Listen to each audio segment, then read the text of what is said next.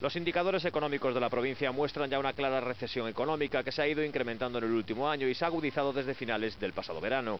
De hecho, el paro registrado creció en más de 1.500 personas en Ourense solo en octubre. A ello se une que el volumen económico de impagos en la provincia se duplicó con respecto al del año pasado, mientras la disolución de sociedades mercantiles también va al alza, mientras la creación se ralentiza. Los procedimientos concursales, por su parte, también han crecido. En los 3 primeros trimestres del año se han registrado 8 frente a 3 en el mismo periodo del año pasado.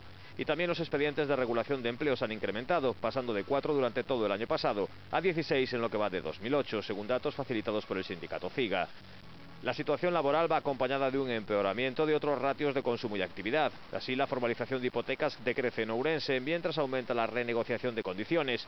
Igualmente, la venta de vehículos decayó considerablemente. Otro de los indicadores de actividad económica, el de producción de hormigón, también cae. En el primer semestre se produjeron 247.000 metros cúbicos, un 29% menos que el mismo periodo del año pasado.